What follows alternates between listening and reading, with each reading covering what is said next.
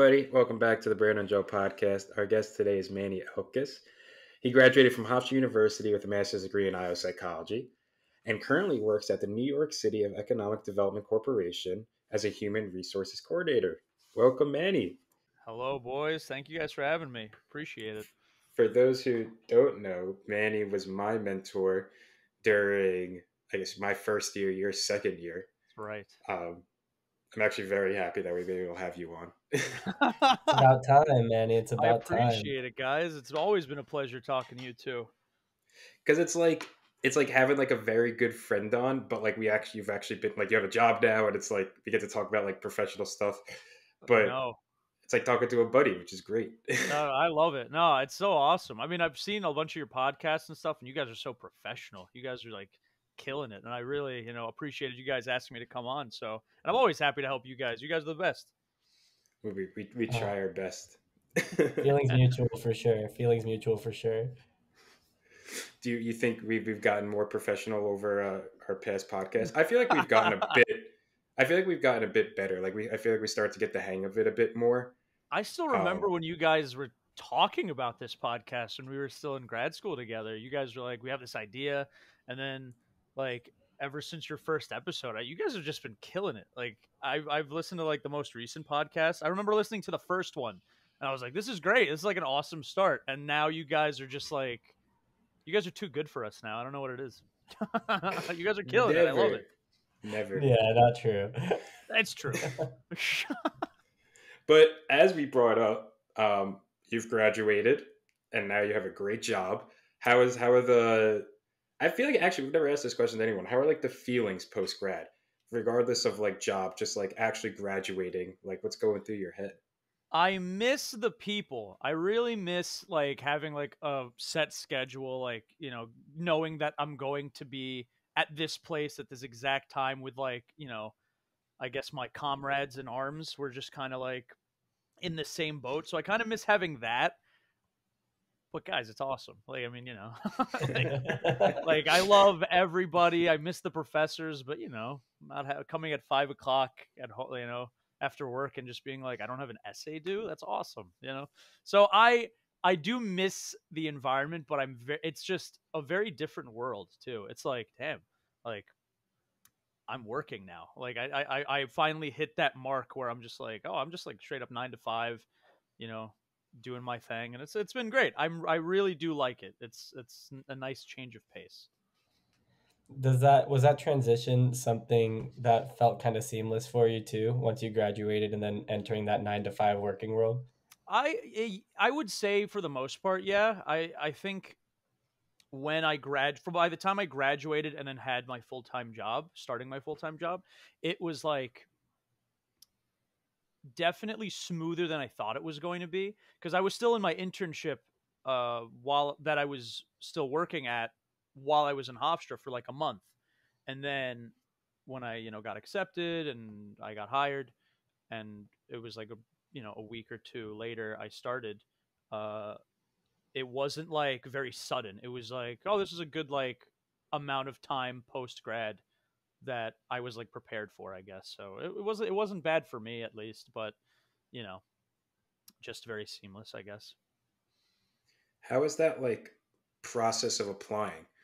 Was it tedious, or was it, because I can imagine, like I know a lot of post grads have to like go through like, all right, now it's time, like application after application.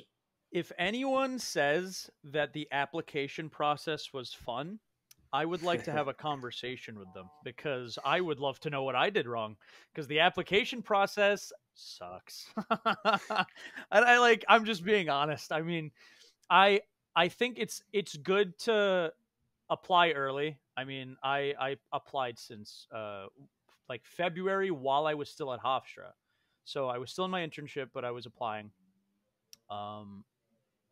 And it was a lot, man. Like it was just a lot of applying and a lot of rejections, because I didn't have the uh previous experience of what I'm working as now. So I'm an HR coordinator now, and I had no HR experience, and it was just applying every single week, and it was just, a lot, and it can take a toll, but as long as you don't take it personally and you just keep on doing it, because there's going to be that one, but yeah, it's a lot. It's like Could imagine. it can definitely take its toll, but you just got to keep on going, and so not fun. Joe and I do appreciate you like talking about this like from a reality standpoint, not glorifying it, because I think viewers will hear that and kind of think, okay, like what can I do to prepare myself for this? So I want to ask you, as someone who's talking about how long you went through this process and what it was like for you, what were some like maybe key things you learned along that application process that students now could hear that could help them when they're going to start applying? I fluffed up my resume about 500 times. I need to, like, regardless of your previous work experience, there's always some way to translate that into the role that you want. Like, you want to transfer your abilities. Like in a Hofstra, in the IO program, they would always say there's a way to, I guess, transfer your abilities from one job to the other. They always say this. So just finding the right words to actually put that down on your resume is so key. Like, in the beginning, I would like write something very plainly, like, oh, I was a waiter in this job, or I was doing this in this job, I was a research assistant here. And then, like, my supervisor and a lot of people around you, like, also talk to as many people as you can. Like, they will help you out tremendously, because you get insight from very, very different people and see like what works best for you. But just being able to, like, get all the language that you can, like, get the most out of what your job is, so that when, like, you're applying, people are like, wow, this is a very fluffed up version, like, he must have done a lot. And it's like, yeah, I definitely wrote a lot more, parts about my research job than I should have, but it worked. It, like, worked. It's just, you got to find the language for it, and so that was like the main thing that I had to work on. It's like a skill you have to learn, like Mm-hmm. tailoring your experiences to the job you want, like as you said. um Yeah. Yep. would you change it depending on the type of role that you would apply for, or did you generally keep it the same and then I kind of like change it mhm. as you went, but like not dependent on the role, just like, oh, maybe I'll change it right now? Yeah, I guess it really did depend on what I was doing at the time, because as I was in my internship, my role kept increasing throughout the months. Like, I started taking on more than what I originally signed up for. And so in my scenario, I was, obviously fluffing up like my original like jobs, like, oh, I'm able to do this and this in regards to this application, or how do I apply it to like the current job. And then as I started taking on more, it was very easy to just like keep on adding stuff for them to be like, all right, this is like, he's clearly an important role, and he can definitely transfer this to HR. So obviously there's certain tasks that had nothing to do with HR, but, you know in terms of dealing with people, and just like, I guess, like, one specific thing that I did transfer over and like fluffed up was um being around people. Like, I was a research analyst, but like I had to work with a team, and in HR you have to work with everybody. And so I tailored that language over to like how me working on a team would benefit like me being in HR, just like me being able to, I guess, tailor those specific words. And then there's other tasks that had nothing, it was just, I, you know, looked up this company for my CEO, and it was good, but I didn't have to really do that for HR now. But I was like, oh, I guess this is like an added thing that I could put on my resume. But yeah, I'd say it depends on the task. Like, if the task, you can relate it easily to HR, I would tailor it. That's how I would do it. So Did you have more of like a general template that you created and then you built off of it for each resume? Or did you kind of start not necessarily from scratch every time to kind of make sure that it was tailored? Like when you say you fluffed things up, was it based off of that like original template that you had and you just built off of it for each resume or for each application you did? yeah, I would say I built off. I didn't like because I would see many different resumes from different people that worked for them, and some of them, there were so many times where I was like, I'm going to change up my resume to look exactly like this person, and then I was like, no, I think I should just do it for myself, like, because there's different, like, oh, this font looks better, or this the way the margins look, it's fantastic. I should include this. I should include that. It's different for everybody. Like some people, it might look better for certain companies, and then others they might like my way, like my original way. So like I think it should also be tailored to how you are as a person. For me, I think I just did my original template and I just kept like editing it as I went along. Like, my God, when I first made my resume in high school till now, I probably have had the same template I've had since day one, but I just kept like reworking it like crazy, talking to so many different supervisors.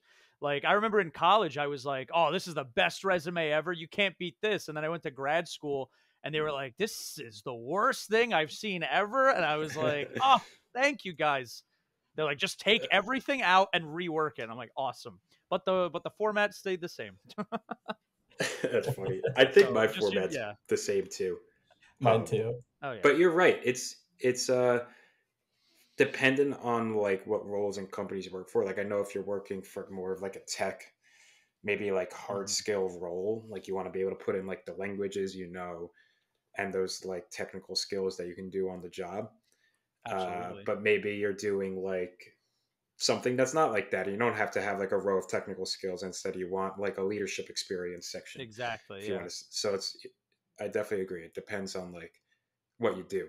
Um, Out of curiosity, what about cover letters? Did you have to submit a lot of cover letters? Because I know with every role is basically a resume, but I feel like when I look, it's like sometimes cover letters, sometimes not, and then there's like a whole nother conversation that we have on that. How candid can I be in this situation? It's up to you. For the Brando and Joe Podcast, realest IO out there. I did. Thank you guys. I love that. I would say I remember. Okay, this is personally mine, and I think people should do their cover letters. Absolutely. Yeah, I did one cover letter, and I never looked back. I improved on it once. Someone said it looked great. Haven't touched it again. I would rework it, obviously, for the company, but it was basically the same. Now, my advice to people, always look at your cover letter, make sure that it's all right. Yeah, me? No. I just did it once and I was like, okay. Because if they don't require a cover letter, all right, no problem. If they do require a cover letter, I have something, I'm like, okay, I can tailor it. It's like fine. But yeah, didn't really, maybe I should have worked better on that. But yeah, no, for me, I just had the one cover letter and would just like, switch it up to the organization. It was basically the same. I would not change much about it, but I would say if you do want to work on your cover letter, yeah, you probably should. Don't take my advice on that. Or don't follow in my footsteps, rather. Yeah. I think that you're giving a lot of great advice because this is something that I think students need to hear. Just what this experience is like and what they should be doing. I want to kind of transition that into how you're working in HR now and kind of talk about what that transition from like graduate school learning to application of that learning to your work in HR.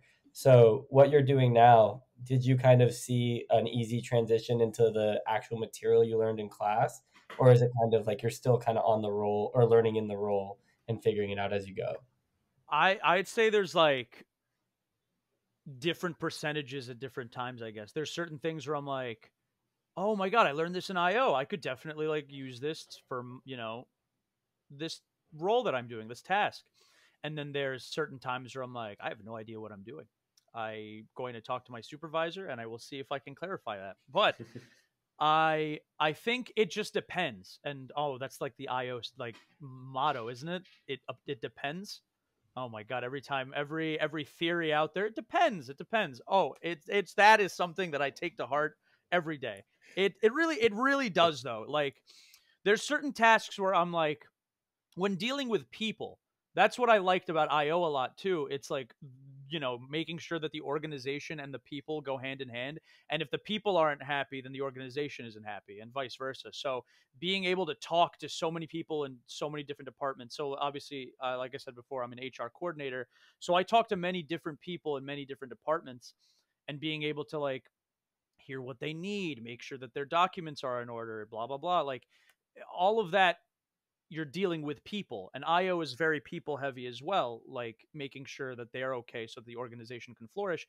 So I guess developing like people skills, like talking to them, like IO helped a lot on that, like just being able to be personable with people, because a lot of times HR, it's very difficult for people to like talk to.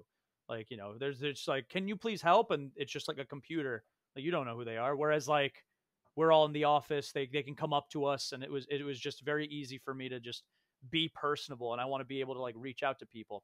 And then so like IO like helped out in that aspect. And then there's very like practical, I guess, tasks where it's just very like, do you know how to sign like this document? And I'm like, no. Can you tell me? Like IO told me how to talk to you. Like, let's communicate with each other, huh? Like, I don't know how to, so I would like learn as I go. Like even now I'm 4 months in now, and they were like, yeah, by 6 months, you'll get the hang of it. I'm like, man, there's times where I'm like, this is awesome. I've perfected it. And then my supervisor's like, do you know how to do this? And I'm like, who are you? I don't know who you, like, what are you talking about? I don't know what this is. Like, it's just, it's like, you're speaking gibberish to me right now. So it's both. IO has helped me a lot in terms of like what to do in certain situations. And then there's also like, I'm learning as I go along, because there's moments where I'm just like, I don't know what I'm doing, and I'm going to talk to everybody until I get an answer. Like, so it really depends. It's different percentages, different day.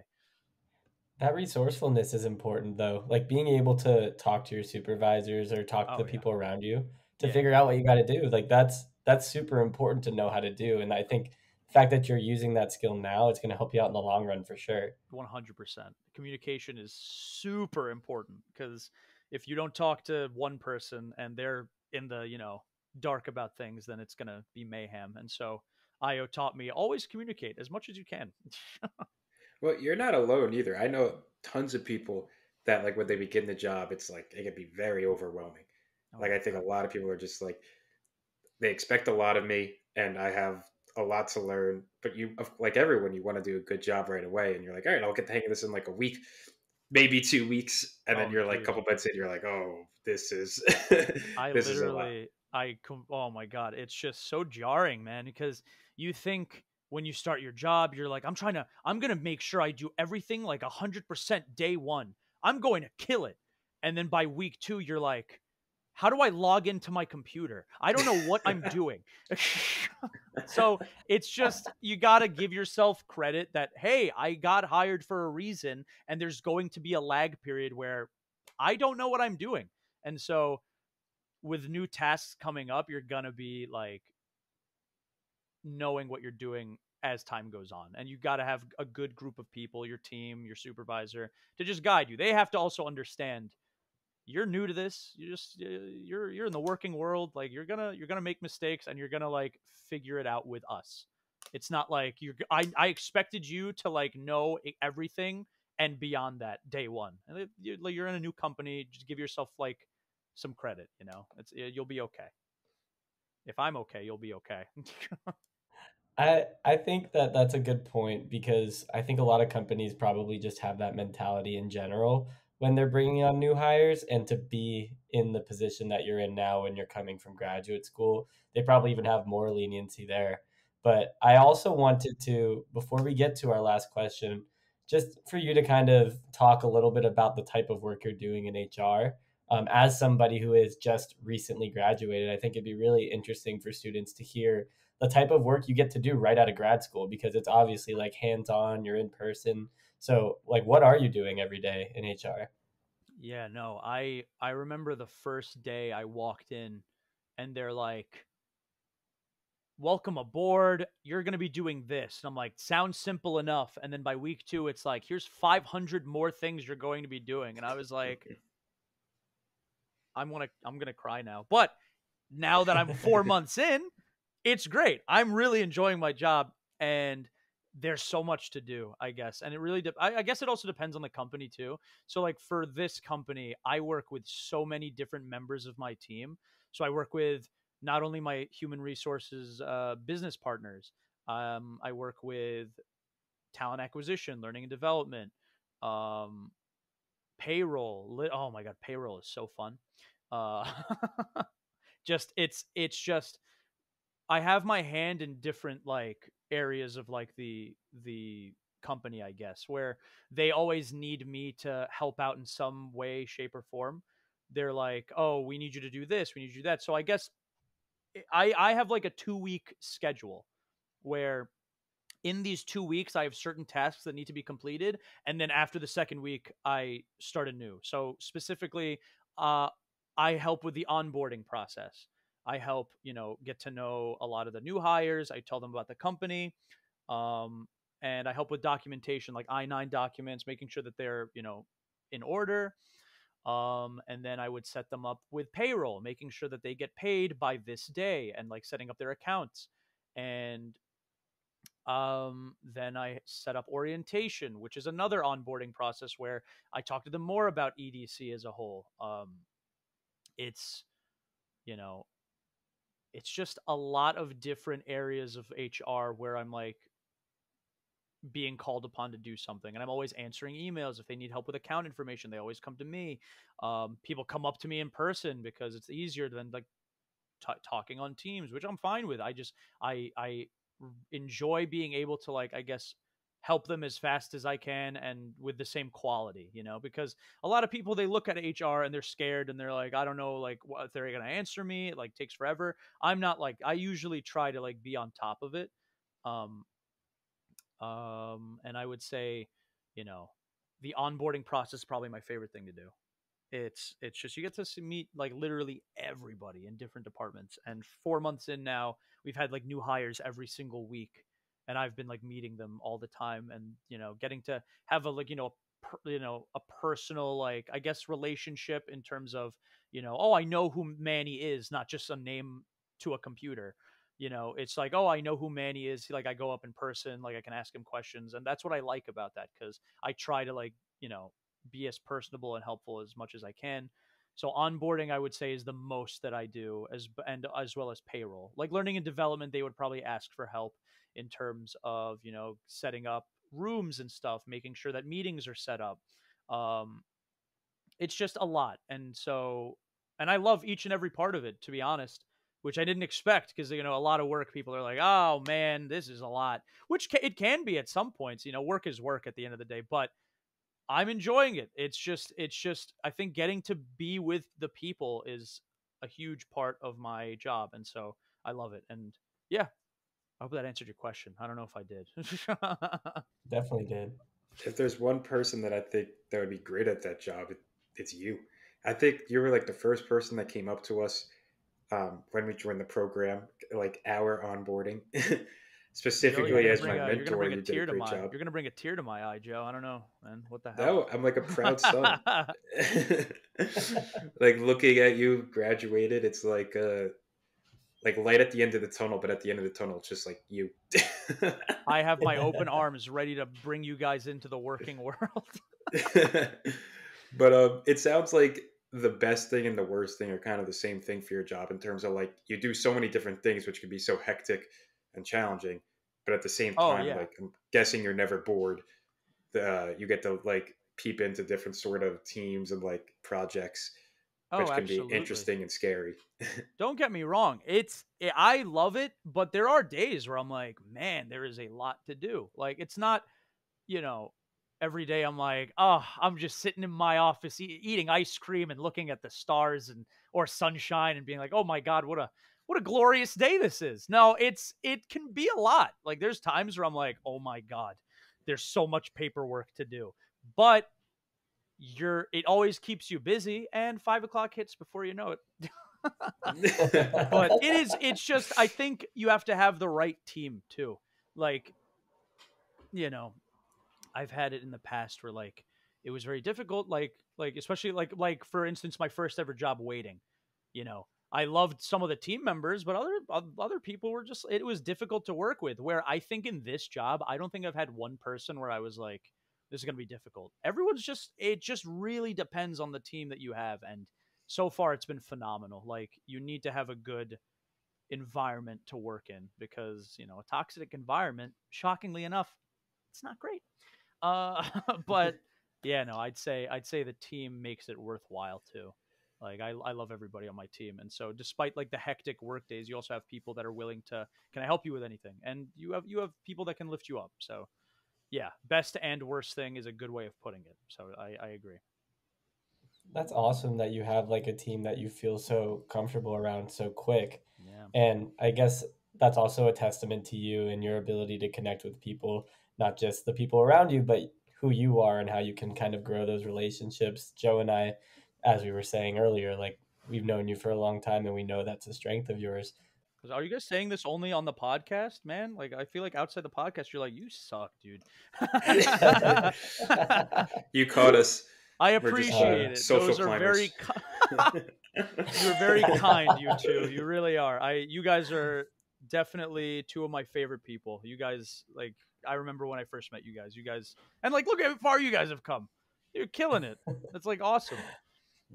We appreciate it, and like you said, you'll be meeting us in the working world with open arms. Of course, I'm there. I'm literally my arms open for you guys. So we want to ask you though, what kind of advice do you have for students or prospective IO students who are looking to enter the work world? What kind of advice would you have for them?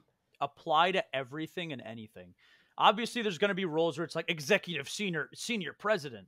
Obviously, you know, that might be a little bit top, but if they ever say 2 years of work experience and you see that a lot of the things they're asking for, you have, it might just be the work experience. I had zero work well, I had like research, but like HR, zero. Absolutely nothing. And I know sometimes like people, they go entry level, and it's like not entry level. So it might be difficult. You're going to have to weed your way around that. Don't stop applying. Apply to anything and everything that you think, if it fits you, do it. Because despite the 2-year, 3-year work limit that they need, you're like fine. It literally like helps, especially like becoming out of grad school. Like, as long as they see that like you're able to transfer abilities from grad school too, they're like, and if it's the right company for you too, like, you know, it again, it depends. The golden rule of IO, it depends. So, but my main thing is, do not stop applying and apply to everything. I applied to almost anything and everything, like to the point where it was, I remember I celebrated when I hit my 100th application, and I was like, hell yeah, all right, 100 applications in. I literally am going to cry in my room right now because I found nothing. But here I am, you know, it will work out, especially like if it takes a long time. It'll work out. You'll find your one. And yeah, don't be intimidated by 2 or 3 years of work experience. Like, you just got to try, because there's going to be someone there that really likes you and is like, okay, this person's a good fit. They know what they're doing despite, you know, zero work experience. Like, again, I had zero. Another piece of advice: do not lose contact with your Hofstra people. Literally, or IO in general, anybody in IO, just do not lose contact, because I went into my job and I found out 2 members of my team, they graduated from the IO. I had no idea. I was like 2 weeks in and they're like, oh, I graduated from IO. And I was like, oh, wow. Like, there's a lot that you can relate to with your IO group. So even if you graduate, just, you know, keep in contact with anybody. Go to PSYOP. Go to Metro events. Next year, Houndstooth, do it. Like, dude, literally, like, connections galore. Like, you can just talk to anybody and they're like, I did nothing and now I'm here. Like, it's the best. And so apply to everything and anything. Keep applying. Don't let that intimidate you. Take breaks in between. You can take breaks. It can be a lot. And do not lose contact with anybody, because connections are crazy important, especially with people of the same background. So that's my piece of advice. That's what helped me. Yeah, I absolutely love that advice. You have to apply. What's the worst that's going to happen? And no. Yeah. Like, especially when you're about to graduate, there's nothing can hurt. Just send in your application, especially what you were saying before about the recommendations, Oh yeah. and like referrals. Reach out to people, ask them about like what they do. Uh, Even Mhm. if they're not exactly in the team that you want, you could always just be like, "Can you tell me a little about what you do? Could you maybe like refer me to someone in your company at like Oh, this specific absolutely. team?" Um, None of that can hurt. It could only help. So it was really great advice. 100%. And there's been times where I've had to be like, oh, tell me about what you do. And they would tell me something that didn't really line up with what I wanted, but they were always super helpful, being like, I have someone on my team that is more into the HR field than I am that could like give you more. And just constantly having these connections help out tremendously. And I was going to say about the application process, it took me a long time to be like, I don't know, like, should I apply to this? What if they hate me? They don't know who you are. They're just like, that's a name. They're gonna look at your resume and be like, what did he? Oh, cool. All right, maybe I will talk to this person, and then go to the next resume. So literally, does not hurt to apply. They're not going to be like Emanuel, Brandon, Joe. Oh my God, these people are terrible. They're going to be like, who the hell is Brandon and Joe? Like, just do it. Literally, hit that apply button, and you're fine. Like literally. So At this point, a computer's probably going to look at it first. yeah, They'll oh, probably screen it absolutely. there. Just making sure you. Yeah, absolutely. I mean, computers are the future, boys. Don't get on the Terminator's bad side on the I job know application process. exactly, exactly. No, But it really is. It's perfect advice. Um, I'm glad we had you on at like this midpoint. So hopefully, as people can listen to this episode, especially those like students that are about to graduate, gives them that like sliver of hope. Everyone goes through the same process, and you did oh, give out some absolutely. And some also, great I'm pieces of very, advice. oh, 100%. I'm very open to talking more about this with anybody. Like, if anybody, you know, Yes, go into please my reach out to LinkedIn, Manny. yeah, please reach out to me. We I'm put your stuff in so the description. open about this. Like, maybe too open about this, but it's just, I remember when I was applying and I really needed to hear a lot of the things that I just said. And sometimes people wouldn't say it. And when I got to that point, I was like, I wish somebody kind of told me. Like, I was told things and it helped, but like there was other things that I'm like, I wish they could have also told me this. And I'm very, happy to reach out and, you know, help out anybody that needs any help, I guess. So please feel free. Yeah, all of that is the main reason why Joe and I wanted you here, because we've heard you give this advice, and I personally like got to have you speak to the first years about your experience, and like that's something that I think a lot of people can find a lot of value in. So not only do Joe and I appreciate you, Manny, as a friend, but we respect you as like a colleague as well, and we are proud of all the work you're doing and the way you carry yourself. You're doing like an amazing job out there. So we really wanted to make sure we could highlight that here with you and talk about your experience and talk about that transition. Like it's really, really awesome to see, Manny. Like you're making the Hofstra program proud. And everybody talks about how much they love you over at Hofstra still. So Jesus. All right. Well, I can't wait when you turn off the cameras and tell me how you really feel. But Jesus, that's like, oh my God. Wow. That's very kind of you guys. I have to say, I am 110% glad I went to Hofstra, because the people that I met there and just like the experiences that we all have together, because we're all in, like, despite not having specifics that maybe we want to like reach for or whatever, like, oh, I want to go to this like job, I wanted this job, we all can help each other. Like, it was very awesome to meet the people that I met. I love the professors, I love the program, and I do, like we said in the beginning, I do miss it. I do miss it a lot, but I'm glad I don't have to do papers. So, whatever. But I full safety appreciate net. you guys for having me on. Again, kind words from you guys. Two kind words, because I try to improve myself all the time. But you guys are genuinely two of my favorite people, like I said before. And literally, if anyone's like talking about Brandon and Joe, I'm like, they're literally like they're gonna kill it. Like I have no problem post grad hearing Brandon and Joe being the biggest podcast ever. Welcome to Brandon and Joe's That's the podcast. goal. Literally, like I'm gonna be like, I was in there, an original episode. I was there. So I literally, you guys are gonna kill it. You guys are two of my favorite people, like I said. And again, I really appreciate you guys having me on, like genuinely. Oh, Thank you for the kind words, Manny. We appreciate Pleasure's that, all man. And when we ours. turn off the camera, I'm going to say some other choice words, but but yeah. Thank you so much, Manny. We Of appreciate you course, coming on guys. with us. Anytime. Always a pleasure. I can't wait to have a reunion special with this podcast. One day. One day. One day. Thanks, Manny. Thank All you, right, see guys. That was so fun. I know we just got to see Manny at Houndstooth, our Hofstra networking event, but it just brings such a light to my day every time we get to talk to him. And I know he was your mentor, so it must have been extra exciting for you, Joe, to get to talk to him too. Yeah, no, I always love talking to Manny. It's just like, I feel like we knew him well at the beginning of the like semester, but actually getting to like learn from him throughout the year and like call himself like one of my like best friends, it's nice to kind of like see that progression. It honestly, it really is.